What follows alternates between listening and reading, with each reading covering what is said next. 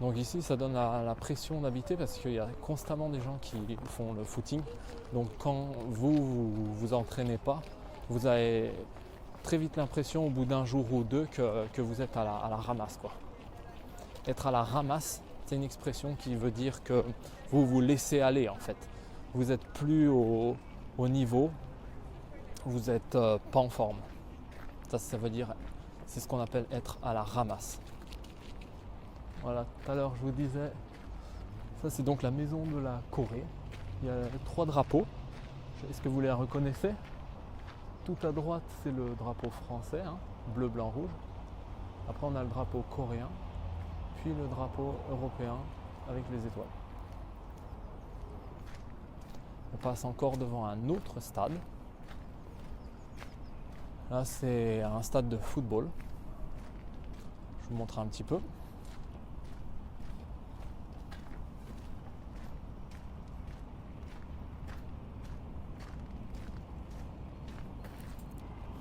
Et là, je ne sais pas si vous arrivez un peu à voir, là ce qui dépasse tout au loin, je vais faire comme ça. Voilà, vous voyez là-bas ce qui dépasse tout en haut, ça c'est les lumières du stade Charletti. Donc ça c'est un stade beaucoup plus gros, qui est juste à côté de Cité Universitaire, c'est-à-dire là où je me trouve. Maintenant, depuis que le soleil est revenu, c'est plus facile de prendre des coups de soleil. Alors, on a un petit parking à vélo.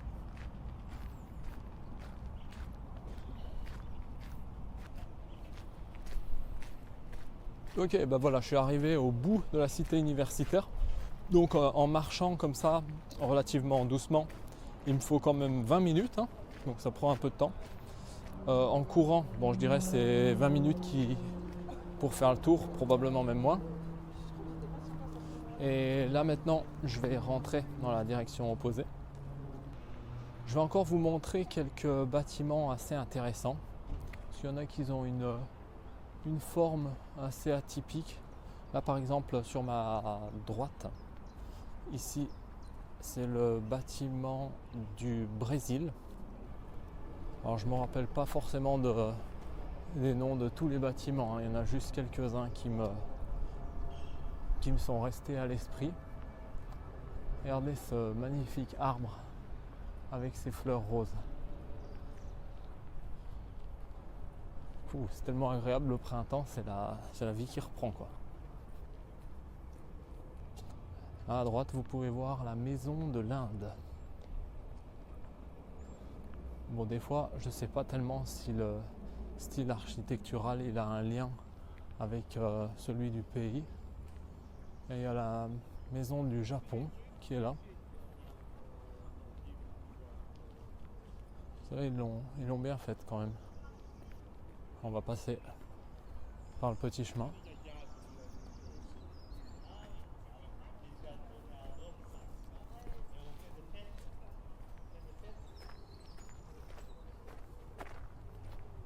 Alors on a 2 bâtiments, on a un grand bâtiment avec des tours. Je ne sais pas très bien lequel il s'agit. On va aller voir un peu plus près. Alors je ne peux pas vous dire le bâtiment à droite pour le moment, mais celui à gauche c'est le bâtiment de la Suède. Vous voyez, la Suède au nord de l'Europe, hein.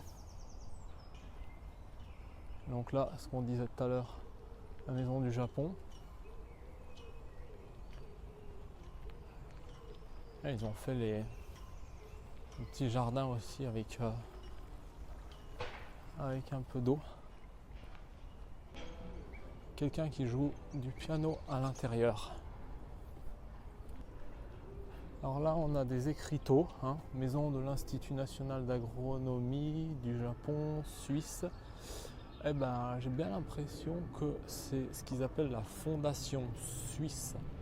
On va aller vérifier.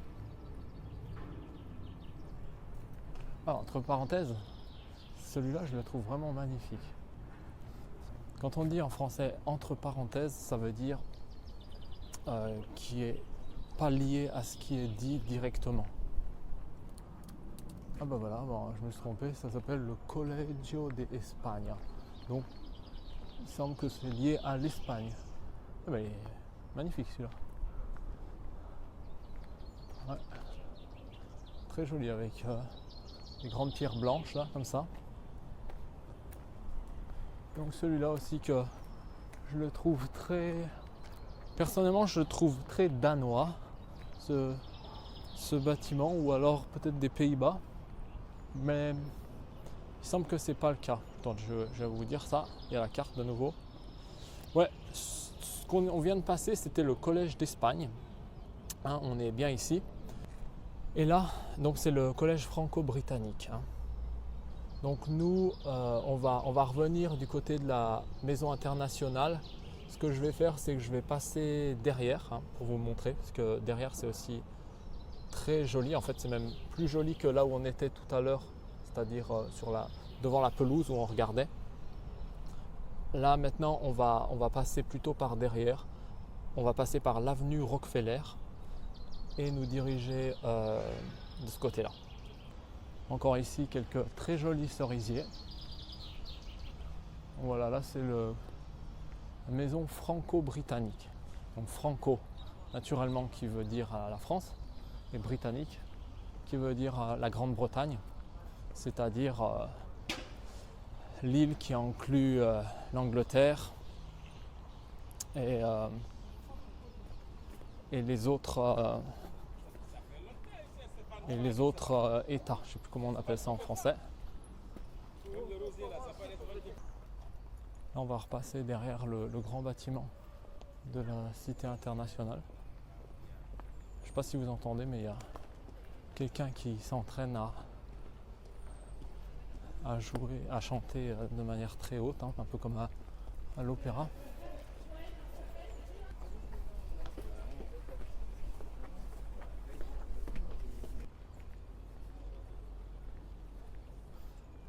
Ok, voilà, là on est arrivé pile au centre.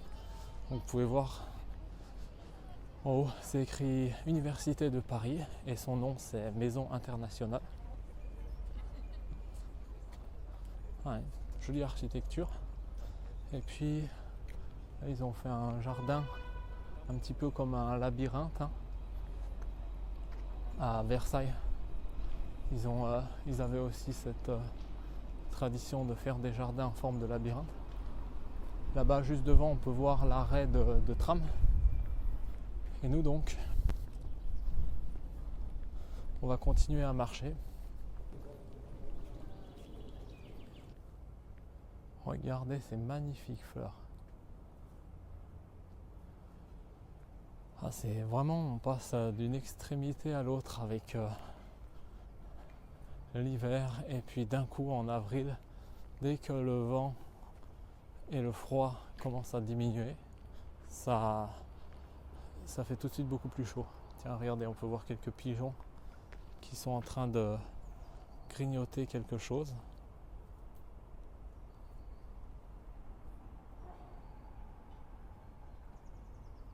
Avec leur bec, ils essayent de creuser dans la terre. Peut-être qu'ils cherchent des vers. Ils sont très mignons. Bon, je viens d'enlever mon pull parce qu'il fait vraiment une chaleur de fou comparé à encore quelques jours en arrière. C'est vraiment hallucinant. Hallucinant, ça veut dire quelque chose de très surprenant. Normalement, ça vient du mot halluciner qui dit qu'on commence à voir ou avoir des visions. Oh, encore un autre très joli bâtiment que je vais vous montrer. Celui-là, il ressemble un petit peu au château dans Harry Potter. Hein, on peut voir, il y a une jolie tour là ici. Là encore, on a une vue assez sympa. Hop là. Ils ont une grande baie vitrée juste devant. Je suis jamais allé à l'intérieur, mais ça doit être sympa là, je pense, depuis le balcon central. Ça, cet arbre là, si je me trompe pas, ça doit être un saule pleureur, hein. Si je me trompe pas, les saules pleureurs ils ils ont les branches comme ça qui sont en train de tomber. Et c'est de là son nom d'ailleurs, hein, pleureur, hein, ça vient du mot pleurer. Pleurer, hein, donc qu'est-ce que c'est? C'est savoir les larmes qui coulent, hein, to cry en anglais, pleurer en français.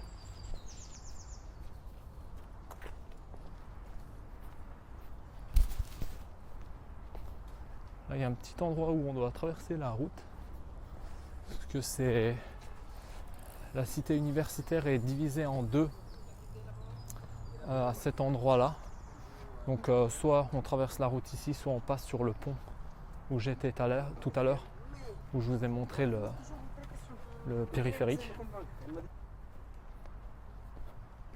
Voilà, et là je marche sur une sorte de allée qui fait un petit peu voie romaine. Donc ça fait vraiment une rue antique. J'aime assez le style, hein. J'ai vraiment l'impression de marcher sur une route dans les années 1800 ou 1700 quoi. Oh, il y a autre chose que je vais vous montrer. Il y a une histoire que je trouvais assez touchante. Voilà, c'est juste là. Alors, qu'est-ce que ça nous dit? Marius est âgé, nous avons décidé de l'accompagner. Donc Marius, hein, c'est le nom de l'arbre qui est juste là. Donc déjà c'est rigolo, ils lui ont donné un nom. Et on nous dit qu'il est âgé, hein, c'est-à-dire qu'il est vieux. Ils ont décidé de l'accompagner. Alors là, désolé, il y a un caca de pigeon. On nous dit que Marius, il a déjà 85 ans. Et que depuis des années, il déploie ses branches entre la fondation Lucien Pey et à la fondation hellénique. Hellénique, ça veut dire plus ou moins grec. Désolé, ça bouge. Au fil des saisons, il a vu passer des générations d'étudiants, de sportifs et de promeneurs. Le temps et les aléas climatiques l'ont déstabilisé, sa structure est devenue instable et ses branches menacent de tomber. Mais, là où c'est touchant, c'est que Marius ne sera pas abattu. Nous avons décidé d'accompagner sa fin de vie en installant un périmètre de sécurité pour les promeneurs. Marius va devenir l'habitat et la nourriture de nombreux oiseaux et insectes et commencer une seconde vie dans laquelle il deviendra un refuge précieux pour la biodiversité. Voilà, donc pour l'info, c'est un arbre d'origine d'Amérique du Nord. C'est un catalpa commun. Voilà, je voulais juste vous montrer ça parce que je trouvais assez touchant qu'on pouvait accorder de l'attention comme ça à un arbre et même lui faire une petite pancarte. À présent, on va continuer un petit peu. Là, j'ai quasiment fait le tour, hein. Il me reste quelques bâtiments à voir. Alors bien sûr, je ne vous ai pas tout présenté, hein, parce que déjà d'une part, je ne connais pas le nom de tous les bâtiments. Et d'autre part, parce qu'il y en a quand même beaucoup. Là, juste en face, on peut voir la maison de la Tunisie. Et là, c'est ce qu'ils appellent la fondation Lucien Pey. Donc voilà, c'est pas forcément assigné à un pays, hein. La maison, ça peut être considéré qu'elle est sous le nom de l'association qui a probablement fait don pour la construction de ce bâtiment. Oh, celui-là est joli aussi. Fondation hellénique, et avec un olivier en plus sur le côté. Donc hellénique, c'est pour parler de ce qui est grec normalement. Ça vient du prénom Hélène. Donc je ne sais pas si c'est lié avec la femme Hélène dans la guerre de Troie, ou rien à voir. En tout cas, c'est à ça que ça me fait penser. Celui-là, il s'appelle la maison des provinces de France. Les provinces, c'est plus ou moins les régions de France, quoi. Il y a souvent plusieurs mots pour dire la même chose. Parce que les temps ont évolué, donc on a voulu décrire différemment une chose similaire parce qu'on a donné un nouvel attribut à cette chose.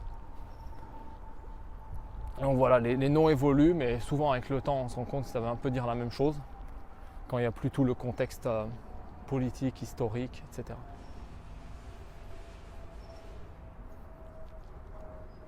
Là aussi il y a un joli bâtiment sur la gauche. Il s'agit d'une fondation. La fondation Rosa Abreu de Grancher. Voilà, ça ne me dit rien. Et encore un autre bâtiment que je voulais vous montrer, c'est celui-là. Ça, c'est la maison de l'Asie du Sud. Donc, que je vous ai parlé tout à l'heure quand je vous ai parlé de la maison de la Chine. Et ben voilà, c'était un peu celui-là avant. Et puis là, ils ont décidé d'en faire un autre. Et celui-là, en tout cas, ils l'appellent la maison de l'Asie du Sud, quoi. Et ben, je crois qu'on a fait le tour. Donc, je vous remercie d'avoir suivi cette vidéo. N'hésitez pas à vous abonner si ces vidéos de français vous plaisent. Et je vous dis à la prochaine pour d'autres histoires. Au revoir.